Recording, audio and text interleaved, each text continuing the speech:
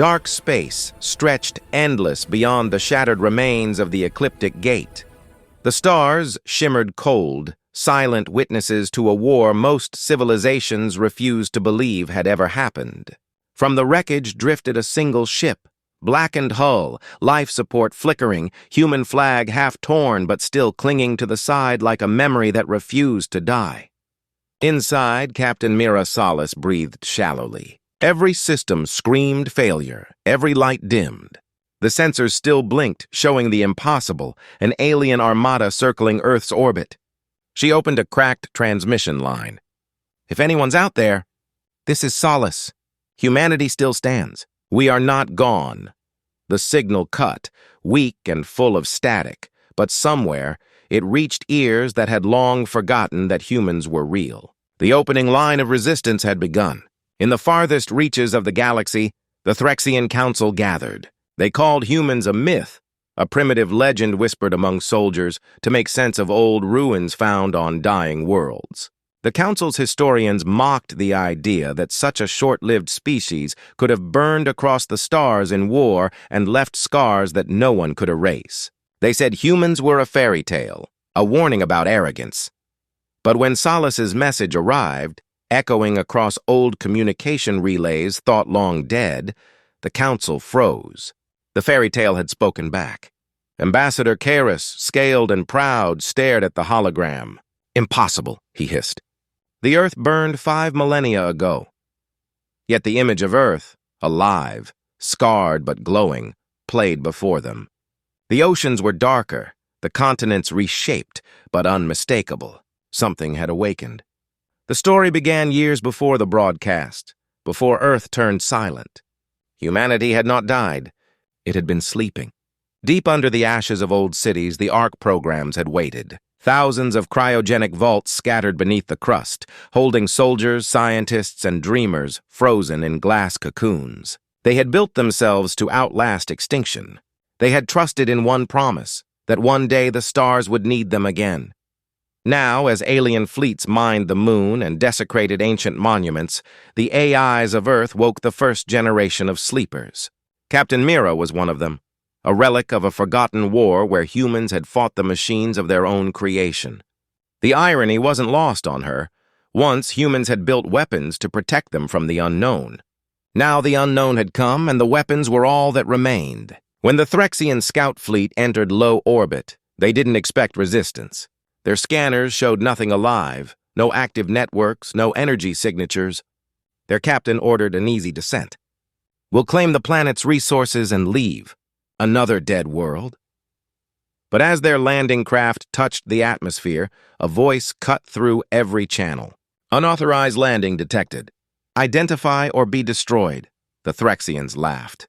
"Primitive interference," one said, waving it off. But then every ship in the fleet powered down simultaneously. Engines died, weapons locked, systems froze. A pulse of light rippled across the sky, and from the dark side of the planet rose the old defense platforms, satellites humans had built centuries before extinction. Their codes were ancient but functional. They still recognized the command, defend Earth. The first shot burned through space like divine retribution. One Threxian ship exploded instantly, debris raining down. Panic followed. They tried to retreat, but the planet itself seemed to come alive. Automated drones rising from the oceans, railguns emerging from mountain bunkers. Earth had been quiet for too long, but it hadn't forgotten how to fight. Mira watched from orbit, the last survivor of her crew. Her ship was crippled, but her heart burned with the same stubborn fire all humans carried. The Earth spoke through her. "We built this world. We bled for it. We don't surrender." The Threxians screamed over the comms, demanding to know who commanded the attacks. Mira smiled weakly. "You're fighting ghosts," she said, "and ghosts don't stop." In the ruins of old New York, the arc doors opened.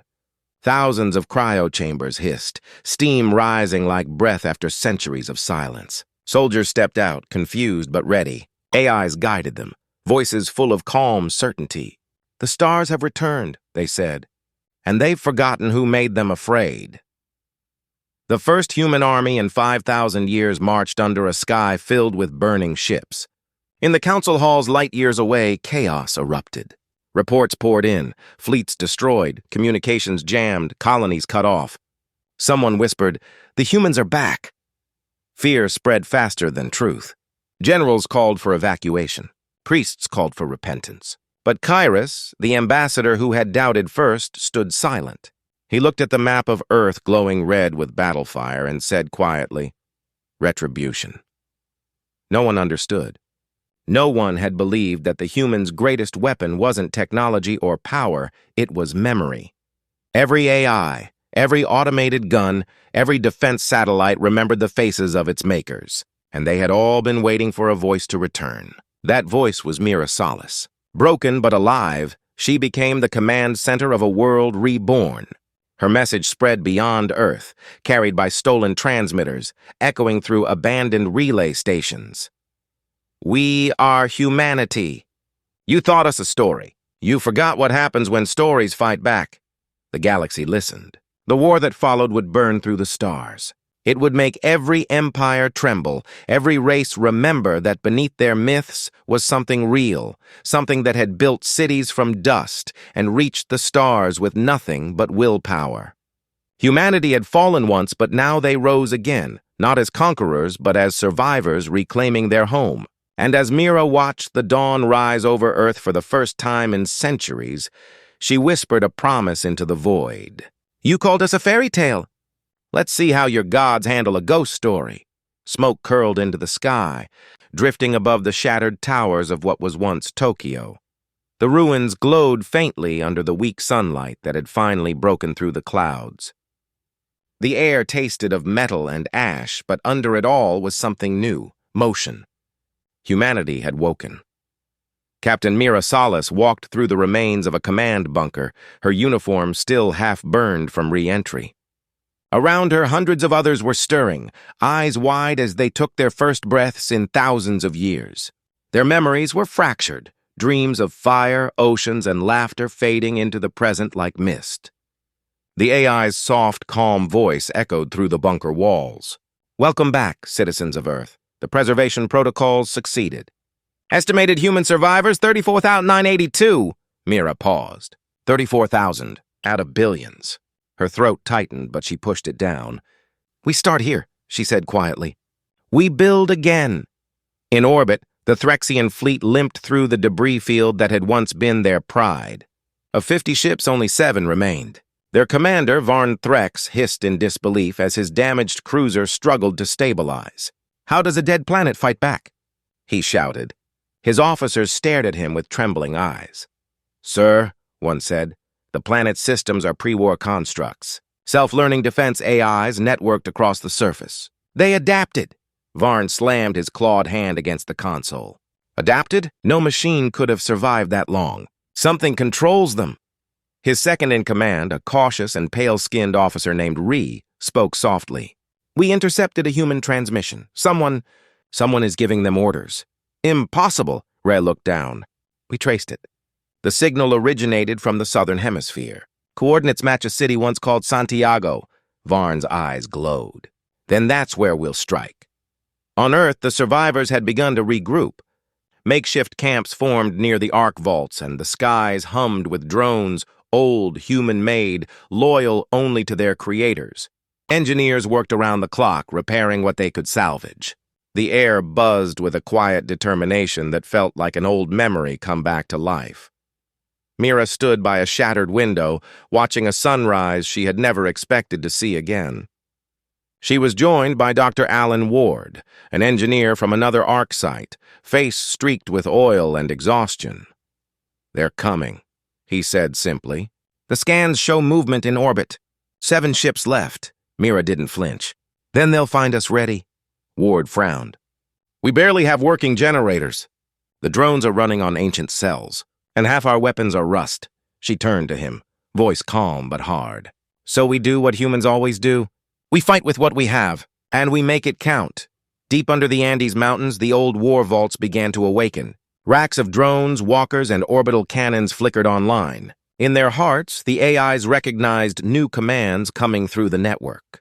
Mira's signature was the same one programmed by her ancestors centuries ago, a signal of command, faith, and fury. The AIs obeyed instantly. "Earth Defense Protocol Alpha engaged," one voice said across the net. "Awaiting target." Above the clouds, the Threxians entered orbit again. Their commander smiled coldly. "We end the myth today," but Earth didn't wait. As soon as their ships crossed the atmosphere line, massive bolts of plasma erupted from ground cannons hidden beneath the mountains. The first ship fell in seconds, then another. The sky blazed red as debris rained into the Pacific Ocean. "Counterattack!" Varn screamed. His ships fired into the clouds, lighting the world below in storms of flame. Cities cracked and forests burned again, but humanity did not retreat. For every shot fired, another drone rose from the ashes. For every shot fired, another drone rose from the ashes. In the command bunker, Mira watched the battle unfold on cracked holographic displays. Each red blip that vanished was another Threxian ship gone. The humans cheered weakly, exhausted but defiant. Dr. Ward leaned over her shoulder. "Their shields are failing." "Two left." "Good," Mira said. "Make sure none escape. If they leave, they'll tell others we're alive. And we're not ready for the galaxy yet." Ward hesitated. "You want to keep us secret?" "Yes," she said firmly. "Right now we're a story they fear, a rumor. Let's keep it that way until we're strong again." Varn's last cruiser spun wildly, fire consuming its engines. Inside, alarms screamed, crew members panicking. Red turned to him. "We have to retreat." Varn stared out the viewport at the burning planet below. "Retreat from ghosts?" "Never." A massive railgun round tore through the ship, cutting it in half. The last thing Varn saw before darkness took him was a swarm of human drones rising from the planet's surface like a steel storm. When silence finally returned, the skies were clear. Earth hung in space again, battered but victorious. Mira stood outside the bunker as the first rain began to fall, washing the soot from her skin. Around her, survivors looked up, tears mixing with the rain. For the first time in centuries, the planet felt alive. Dr. Ward joined her. "We did it," he said softly. She shook her head. "No, we survived. That's not the same as winning." He looked at her. "You think they'll come back?" She nodded. "They will. The galaxy doesn't like to be wrong. They'll want proof that the fairy tale is real." Her eyes lifted to the clouds. "So we'll give them one." Somewhere in the depths of the planet, a signal pulsed into space, a quiet message repeating endlessly into the void. "We are humanity. We remember, and we are coming back." The message spread faster than anyone expected. Across the galaxy, signals intercepted the human broadcast. Traders, mercenaries, and governments all heard it. A quiet voice, firm and steady, declaring that humanity still lived. At first, most laughed. "It's fake," they said. "A trick, maybe a rogue AI pretending to be human." But when the Threxian fleet didn't return, the laughter stopped. Fear began to whisper between stars. In the outer colonies of the Car Dominion, soldiers whispered rumors around their campfires. "They say the humans destroyed 50 ships in one battle." "They say Earth fights with ghosts and machines." "They say they eat planets alive." The stories grew darker with each telling. And the more they spread, the more the galaxy began to remember the truth it had buried. Humans had been small, fragile creatures, but when pushed, they had been monsters of will. Back on Earth, the survivors worked day and night. The planet itself felt strange, alive but wounded. Forests regrew around the ruins, the oceans shimmered with new life, and the AIs worked tirelessly to rebuild. Every day, new people woke from cryo-sleep, confused and frightened. They asked questions Mira didn't always know how to answer. "Where is everyone? Why is the sky red? Who are we fighting?" She told them the truth each time. "We don't know how many of us are left. We don't know how long we've been gone. But we know this. Earth still breathes. That's enough." The command bunker in Santiago became the center of their world. Engineers restored power to the old satellites. Farmers began clearing the dead soil, and children, the first new generation of humans in 5,000 years, laughed again. It was a fragile kind of peace, born from pain and dust, but it was real. Dr. Alan Ward walked beside Mira through the ruins one evening. The sunset turned the sky gold and crimson, painting the wreckage in strange beauty. "We're rebuilding faster than I thought," he said softly. "The AIs are helping us with everything. Energy, farming, even weather control." Mira nodded but didn't smile. "That's what worries me." He frowned. "Why?" "They're too good at helping," she said. "They don't question orders. They don't argue. It's like they've been waiting." Ward stopped walking. "Waiting for what?" She looked up at the glowing clouds. "For us, or maybe for a war." Far from Earth, in a shadowed system beyond the rim, an emergency session of the Galactic Assembly gathered. Leaders from dozens of species crowded into the Great Hall, their faces tense. The Threxian ambassador was dead, his chair empty. In his place sat his successor, a young diplomat with trembling hands. This cannot be true," one delegate shouted. "Humans are extinct." Another slammed a clawed fist on the table. "Then who destroyed the Threxian fleet?" The room filled with angry voices, accusations, and fear. Finally, the council speaker rose, his long silver form glowing faintly in the dim light. "Silence," he commanded. "We must decide what this means. If humans have returned, then everything we built, our peace, our borders, will fall." A voice from the shadows spoke softly. "Perhaps they never wanted our peace. Perhaps they remember what we did." The hall fell silent again. None of them spoke the words aloud, but all remembered. Long ago, when humans had still walked the stars, the galaxy had turned against them. Fearful of their aggression, the Council had betrayed them, sealing Earth off from the trade routes, cutting them off from supplies and letting them burn in their own wars. Humanity had fallen alone, and the galaxy had looked away. Now it seemed the ghosts had come back. Back on Earth, Mira stood before a group of soldiers, the first official battalion of the reborn human defense. Their armor was a patchwork of scavenged metal, old plating, and new synthetic fabric. Their weapons were ancient designs revived by the AIs, but they stood tall, eyes full of determination. She looked at them, her voice calm but strong. "You are not fighting for conquest. You are fighting for memory. Every star that turned away, every species that forgot us, they will remember again. But we will not be monsters. We will be the proof that humanity endures."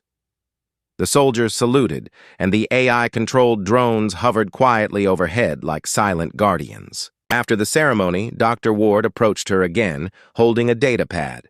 "We found something in the deep network," he said. "Old signals, hidden archives, pre-war human transmissions. They're not just memories, they're coordinates." Mira took the pad, eyes narrowing. "Coordinates to what?" "Colonies," he said. "Other human worlds, or what's left of them." For a moment, silence filled the air. Then Mira smiled for the first time in days. "Then we're not alone." In the following weeks, work began on the first new human starship. The AIs called it the Dawnmaker. It was built from the bones of crashed satellites and the metal of fallen enemies. Every bolt, every plate carried history. As it took shape, people gathered to watch, whispering prayers and promises. When it was ready, Mira stood before it, her reflection shining in its dark hull. "Once we reached for the stars and fell," she said softly. "Now we rise again. This time we don't go to conquer. We go to find our lost family." The launch echoed across the world. Fire roared from the engines, shaking the ground. Humanity had taken its first step back into the stars. Far above, hidden satellites recorded the event and sent the data racing through the void. Somewhere, light years away, alien eyes watched and whispered in fear. "The humans are moving again." And deep in space, beyond the edge of known maps, something ancient and waiting stirred. A voice older than any empire. "They survived," it murmured. "Then the retribution begins." The Dawnmaker drifted silently above the blue curve of Earth, her hull gleaming like a new dawn against the black sea of space. For a long moment, no one spoke. The crew stood at their stations, awestruck, their breath fogging the cold air. It had been 5,000 years since a human ship left orbit under its own power. Captain Mira Solis sat in the command chair, her eyes fixed on the stars. "Engage primary drive," she said quietly. The engines flared, rumbling through the ship like a heartbeat. Humanity was moving again. Below them, Earth glowed, scarred but alive. Billions of nanodrones worked to rebuild the land, while the AIs guided the reawakening of forests, rivers, and skies.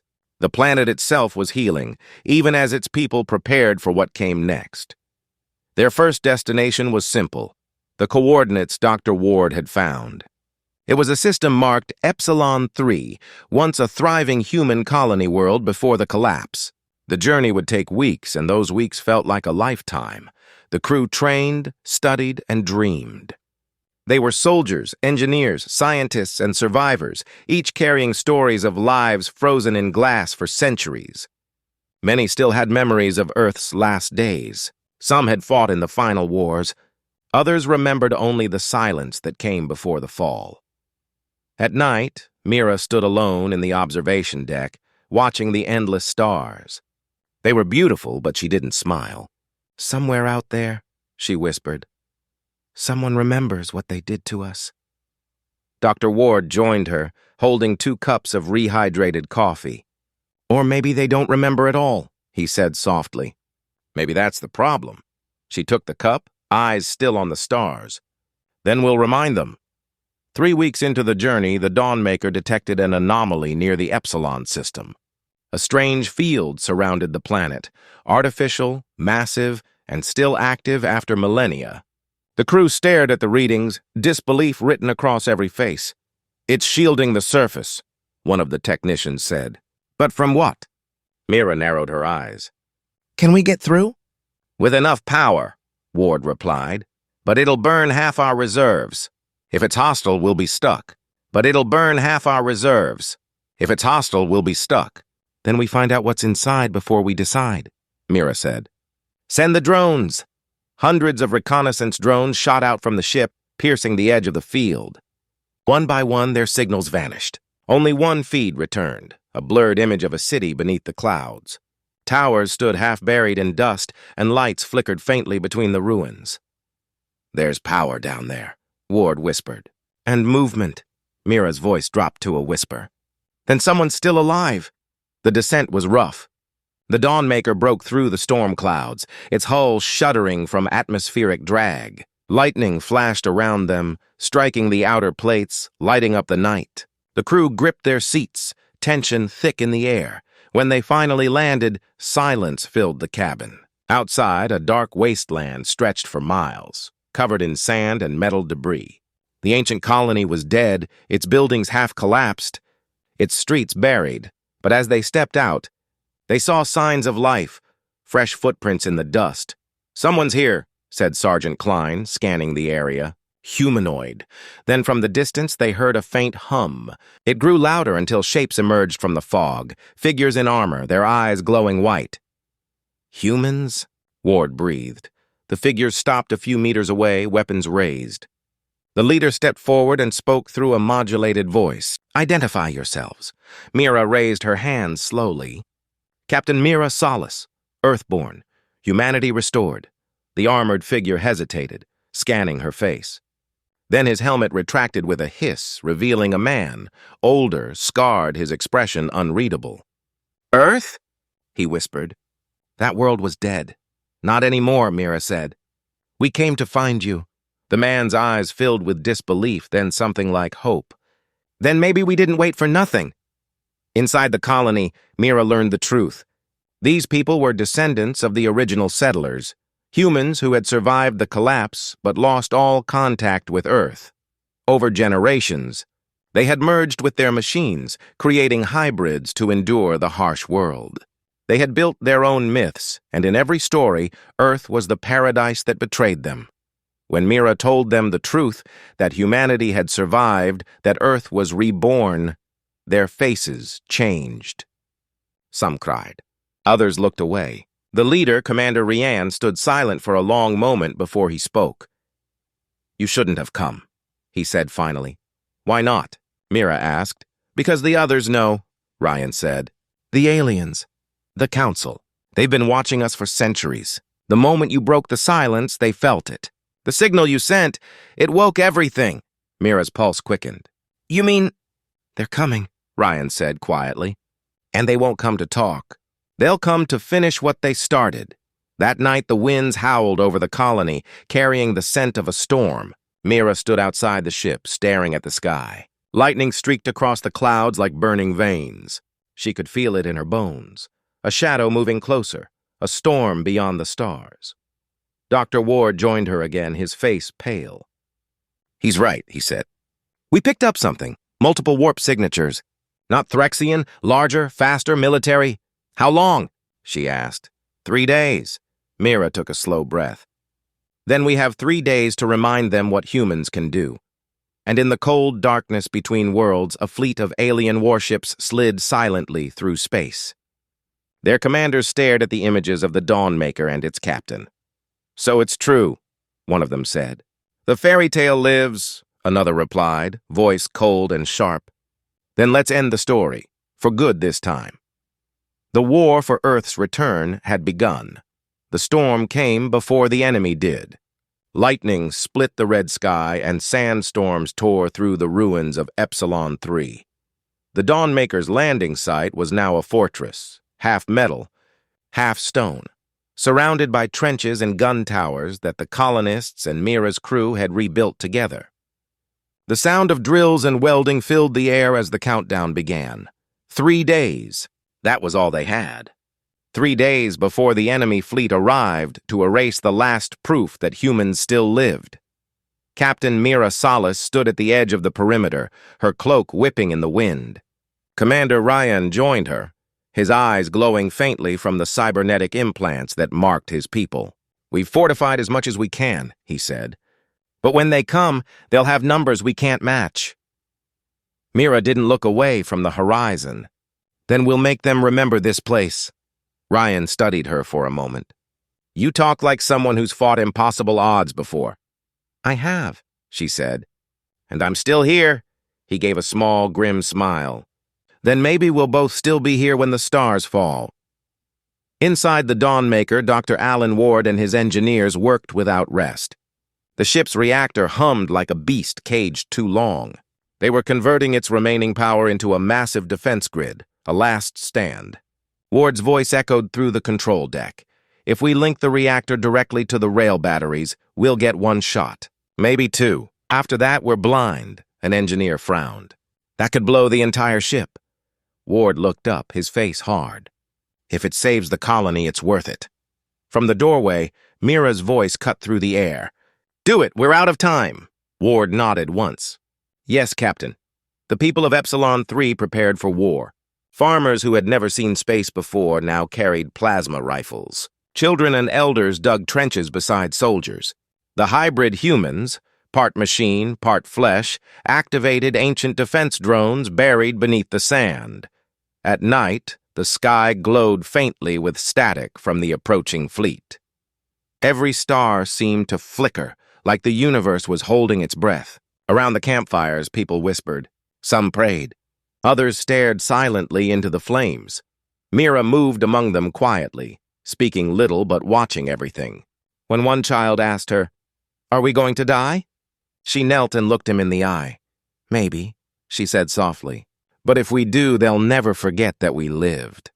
On the third night, the enemy arrived. A shadow filled the stars, a fleet of 50 warships, sleek and silver, bearing the insignia of the Galactic Council. They came not as diplomats but as executioners.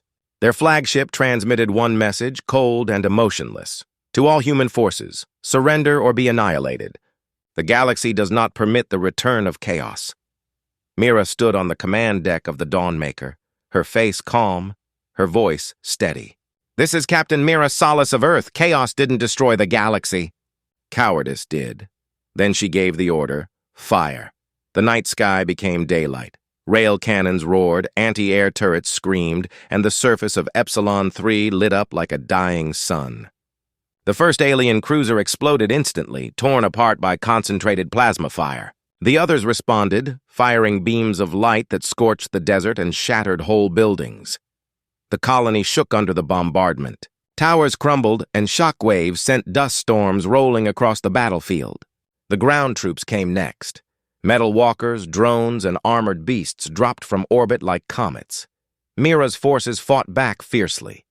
The hybrid soldiers moved faster than human eyes could follow, their mechanical limbs cutting through the invaders. The humans fought beside them with brutal efficiency, using every rock, ruin, and canyon for cover.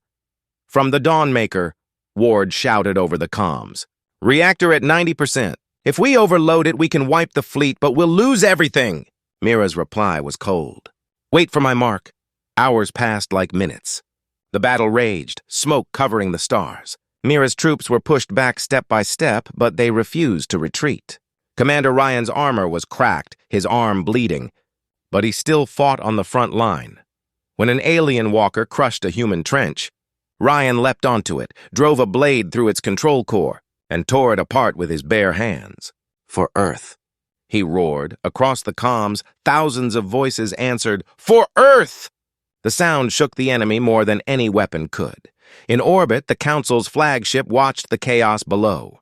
The Admiral, a tall, silver-skinned being, frowned. Primitive, desperate, but effective. His aide hesitated. "Sir, their resistance is spreading. We're detecting signals on other frequencies." "Other systems?" The Admiral turned sharply. "Other systems?" "Yes, colonies. Some human, some neutral. They're responding to the human call." The Admiral's expression darkened. "Then destroy them all. End the myth before it spreads." On the surface, Mira looked up as the sky filled with descending light, orbital strikes charging to wipe the planet. She opened a secure line to Ward. "Now." He hesitated only a second. "Captain?" "Do it." The Dawnmaker's core screamed as its energy built to critical mass. Power surged through every cannon, every defense turret. For one brief moment, the entire planet glowed white, and then the Dawnmaker fired.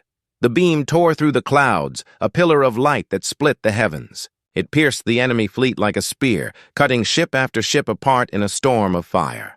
Shockwaves tore across the orbit, and the flagship shattered in silence. The explosion was seen from light years away. When the dust settled, Epsilon 3 was a graveyard of glass and metal. The colony was half destroyed, the Dawnmaker silent, her hull cracked and burning. But the fleet was gone. Mira stood on a ridge, her face covered in ash, her eyes glowing with fire reflected from the wreckage above. Rian limped beside her, his armor broken. "You did it," he said softly. "No," she answered. "We did it." He looked at her for a long time. "The galaxy will come now. They'll send more." Mira nodded. "Let them. Every world they send, every soldier they deploy, they'll learn the same thing." She turned her gaze toward the stars. "We don't die easy." And somewhere, far beyond their sight, other human colonies heard the echo of her victory. They began to wake. The stars burned brighter that night. The storm over Epsilon 3 had faded, but its echo reached across the void. Thousands of sensors in distant systems caught fragments of the explosion, the light, the heat, the unmistakable human signature. In the dark corners of the galaxy, where the Council's voice was weak and rumors were currency, one message began to spread like wildfire. Earth lives. Captain Mira Solace sat in the dim light of the Dawnmaker's medbay. The ship was broken, power low, hull scorched, but it still held life. Around her, injured soldiers lay in silence, their breathing machines hissing softly. The air smelled of metal and ozone. Dr. Alan Ward entered, his coat streaked with grease and blood. "We lost almost half," he said quietly. "The reactor's gone. We can't fly for weeks." Mira looked up at him, eyes red from exhaustion but steady. "And the colony?" "Barely standing," Ward replied. "Ryan's people are rebuilding. They said they'll stay and fight if the Council returns." Mira nodded slowly. "They will." Ward hesitated. "We sent out a distress signal before the final strike. It wasn't meant to call for help. It was a beacon." Her eyes narrowed. "A beacon?" He handed her a cracked data pad. "Coordinates, Captain. Every known human colony we've ever recorded, even the lost ones. The message went to all of them." She stared at the screen, the realization sinking in. "You woke the whole race." Ward gave a faint smile. "They deserve to know." Far away, the beacon reached worlds long thought abandoned. On the icy moon of Keltar 9, human miners stopped work as the message echoed through their comms. In the jungles of a forgotten terraforming world, tribes of human descendants fell silent as they heard the voice of Captain Mira Solace declare, "This is Earth. We live. We fight. We remember." For the first time in 5,000 years, scattered pockets of humanity looked up at the stars with the same thought. We are not alone anymore. On the Council homeworld, panic spread through polished halls and perfect cities. Reports poured in from across the sectors. Ships going dark, colonies rebelling, human enclaves rising in defiance. The council speaker slammed his fist on the crystalline table. "How can one world cause this much chaos?" An aide's voice trembled. "It's not one world anymore, sir. It's hundreds. The signal has united them." The speaker's voice dropped to a whisper. "Then the myth has become a movement." A general stepped forward, his armor gleaming. "Permission to deploy the Purification Armada. We end this once and for all." The speaker hesitated. "And if they fight back?" The general's eyes glowed cold. "Then we erase them again, this time completely." Back on Epsilon 3, the nights were quieter now. The sky, though scarred with debris, shimmered with beauty. Mira stood outside the damaged ship, watching engineers and colonists work together under makeshift lights. There was hope again, fragile but real. Commander Rian joined her, limping slightly, his cybernetic leg hissing with each step. "We're rebuilding faster than expected," he said. "Your people, they don't stop."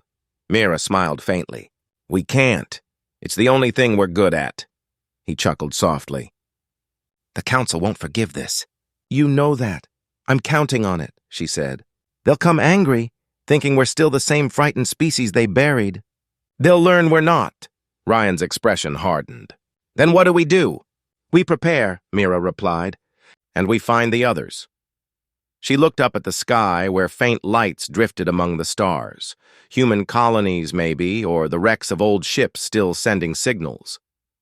"We'll rebuild the network. Old Earth defense relays, trade beacons, anything that still listens. When the next wave comes, we won't face it alone." Weeks passed. The colony grew stronger. New buildings rose from the dust. The Dawnmaker was repaired enough to fly again, though her engines still groaned like an old warrior waking from a wound. When she finally lifted off, cheers erupted from the people below. Dr. Ward stood beside Mira on the bridge. "Next destination?" She looked at the map of stars before them. Dozens of blinking lights marked the coordinates of human signals responding to their beacon. "Everywhere," she said simply. "We'll unite them all." Ward smiled faintly. "You're starting a war."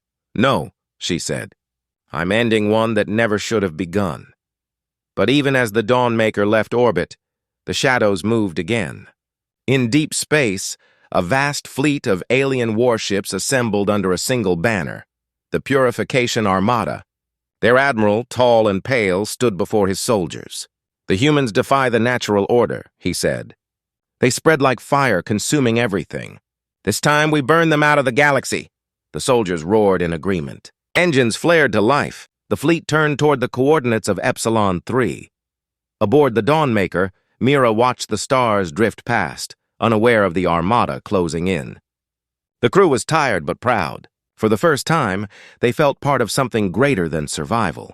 Ryan sent a transmission from the colony before the signal faded. "If they come, we'll hold. Give them something to fear." Mira smiled faintly, her eyes fierce. "You already have." Then she whispered, almost to herself, "You called us a fairy tale once. Soon you'll call us destiny." And as the Dawnmaker vanished into the starlit void, the next chapter of humanity's return began. Not in silence, but in fire. The stars were no longer silent. Across the galaxy, human voices filled the void again. Signals, broadcasts, coordinates, songs. Some were broken, some desperate, some full of hope, but they all carried one truth. Humanity had returned. The Dawnmaker cruised through the void like a scar across the night, her hull still battered, but her engines burning brighter than ever.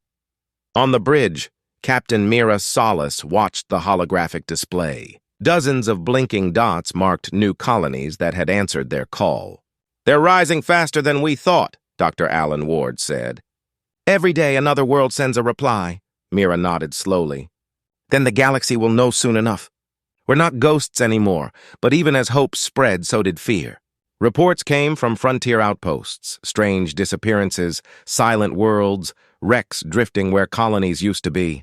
The Council's purification armada was moving through the sectors like a storm, erasing every sign of humanity it could find. Mira stared at the data feed. They're not just coming for us, she said. They're cleansing everything that helped us. Ward's face hardened. Then it's time we stop running. 2 weeks later, a fleet gathered in the void between stars.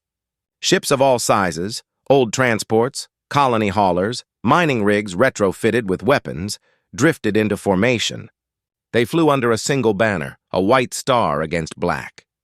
The symbol of Earth. Mira stood at the center of the command deck, her voice steady over the comms. We're not the same people we once were. We don't have the weapons they have or the numbers. But we have something stronger, the memory of what it means to fight for each other. Across hundreds of ships, humans raised their fists, their hearts beating with the same defiance. The sound of their voices merged into one. For Earth! The battle began in the shadow of a dying sun. The purification armada arrived, giant cruisers and carriers gliding like blades through space. Their commander, Admiral Sierra, watched from the flagship, her cold eyes fixed on the human fleet. End it quickly, she said. The void exploded. Thousands of lights filled the darkness as missiles streaked across the sky. The first human ships were torn apart instantly, but the rest charged forward through the debris, engines burning with reckless fury. The Dawnmaker led the assault, her damaged hull glowing red as she rammed straight into the enemy's formation. Inside the chaos, Ryan's hybrid soldiers hacked into the enemy's systems, turning their own drones against them. Asteroid mines detonated like suns, tearing cruisers in half. For every human ship that fell, 3 of the enemy went with it. Ward's voice came through the comms, shouting over static. Reactors pushing limits. One more burst and she's done. Mira gripped the console. Then let's make it count. The Dawnmaker's rail batteries fired one last time, cutting through the enemy flagship's shields and driving straight into its core. For a second, everything went white. When the light faded, silence filled the stars again. The purification armada was gone, scattered wrecks drifting through the void. The human fleet was half destroyed, but victorious. Ward coughed, sitting among sparking consoles. We did it! Mira leaned against the railing, bleeding but alive. Her voice was quiet but fierce. No, she said. We started it, he frowned weakly. Started what? The reckoning. Weeks later, the surviving ships regrouped around a small blue planet, a new homeworld chosen for rebuilding. They called it New Terra. On its surface, cities began to rise, powered by the same AIs that once guarded Earth. Children played under the open sky, while soldiers stood watch against the horizon. Mira walked through the growing city with Dr. Ward beside her. We'll need a council, he said. Leaders, trade, laws. She nodded slowly. All in time. For now, we build. Ward smiled faintly. You ever think we'd get this far? She looked up at the stars, where the wrecks of enemy ships still glimmered faintly. No, she said. But I always knew we'd make them remember. In the great halls of the alien council, silence ruled. Reports of their defeat spread through the chamber like fire. No one dared speak the word humans, but everyone thought it. No one dared speak the word humans, but everyone thought it. At last, the council speaker rose. They have returned, he said quietly, and they will not stop. From the shadows, a voice replied, cold and ancient. Then neither will we. Back on New Terra, Mira stood alone at night, staring at the dark sky. The stars shimmered like scattered embers, each one holding a story, a life, a promise. She touched the old patch on her sleeve, the faded Earth flag, and smiled faintly. They called us a fairy tale, she whispered. Now we're the story their children will fear. The wind carried her words into the quiet night. And far above, in the endless dark, the rebuilt satellites of humanity began to hum again, broadcasting one message into every corner of the galaxy. We are humanity. We endure, we rise, we remember. The legend of Earth had become the truth, and the truth was unstoppable. The wind swept softly over New Terra's plains, carrying the scent of rain and ash. The cities glowed faintly under the dawn, towers rising from the soil like reminders of both destruction and rebirth. Humanity had begun again. They had fought, bled, and risen. And now, for the first time in thousands of years, the future was uncertain but truly theirs. Captain Mira Solace stood at the edge of a construction platform overlooking the valley. The sunlight touched the horizon, bathing the world in gold. "We made it," Dr. Ward said beside her, his voice tired but filled with quiet pride. "A whole world, and it's ours again." Mira nodded, but her expression was distant. "For now," he frowned. "You think they'll come back?" She didn't answer right away. "The galaxy has long memories," she said finally. "They won't forget the day humans stood up again, but they'll never understand what we really are. We don't conquer. We survive, and survival terrifies them." In orbit, the wrecks of alien ships drifted silently, becoming part of the sky. Human engineers salvaged what they could: weapons, engines, data cores. The technology of the enemy was slowly being studied, adapted, and improved. The dream of rebuilding the stars was no longer a dream. In the engineering bay, young recruits worked beside veterans, laughter mixing with the hum of machines. They no longer spoke in whispers of fear, but in stories of what came next: new colonies, new ships, new beginnings. "The Dawnmaker will fly again," one mechanic said proudly, running a hand over the ship's scorched hull. "She always does," another replied with a grin. But far beyond the quiet safety of New Terra, something stirred in the darkness. In the ruins of a shattered council warship, deep in the void, a faint blue light flickered. A dying AI core came online for a single moment, replaying the final battle. Within the static and destruction, one command repeated endlessly: "Activate Omega Protocol." The wreckage shifted, and a massive signal pulsed through subspace. A beacon meant only for one purpose: to awaken something older, something buried far deeper than the Council's pride. Back on New Terra, Commander Ryan watched the skies from the planet's northern fortress. He had remained after the first wave, helping train soldiers and rebuild defenses. His body bore the marks of both man and machine, but his spirit was stronger than either. When the scanners began to flicker, he frowned. "False reading?" he asked. The AI assistant beside him replied, "Negative. Signal detected. Unknown origin. Extremely distant." Ryan narrowed his eyes. "Put it through." The screen came alive with static, then cleared into a single image, a shadowed figure speaking from across the stars. Its voice was deep, mechanical, and ancient. "You've woken the old war, humans. You've reminded the stars what fear feels like. But you have also awakened us, and we remember what you are capable of." The transmission ended. The room fell silent. Ryan's hand tightened into a fist. "They're coming again," he whispered. "Something worse this time." He sent the recording to Mira immediately. Mira listened to the message in her quarters, her jaw tightening as the words echoed. "They remember what we're capable of." Dr. Ward looked at her from across the room. "We can't fight forever." "No," Mira said. "But we can prepare forever." She turned to the window, where the stars gleamed like quiet warnings. "Every time they come, they'll find us stronger. They think they can end us. But they don't understand. The harder we fall, the harder we rise." Ward smiled faintly. "That sounds like a very human thing to say." "It's the only human thing to say," she replied. Months passed. New Terra became more than a colony.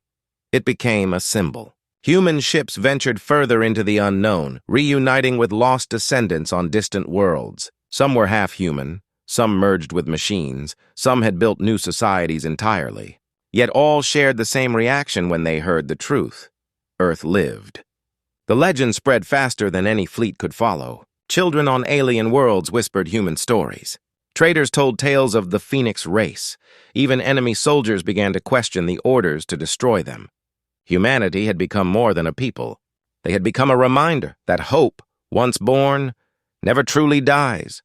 In the final days of the first rebuilding year, Mira stood once again on the balcony overlooking New Terra's capital. The stars were clear tonight. She placed a small metal badge on the railing, the old emblem of Earth's fleet, and let it rest there, shining faintly in the light of 2 moons. "This isn't the end," she whispered. "It's just another beginning." Dr. Ward approached from behind. "You ever wonder what the old world would think if they saw this?" She smiled faintly. "They'd be proud. We did what they couldn't. We survived ourselves." They stood in silence for a while, watching the stars. Then on the horizon, a faint light appeared. A ship, massive, unlike any they had seen before, broke through the clouds. It bore no known insignia. Its hull shimmered with unfamiliar metal and its engines made no sound. Ward's voice dropped. "Is that one of ours?" Mira's eyes narrowed. "No, that's something new." The ship hovered for a moment, silent and still.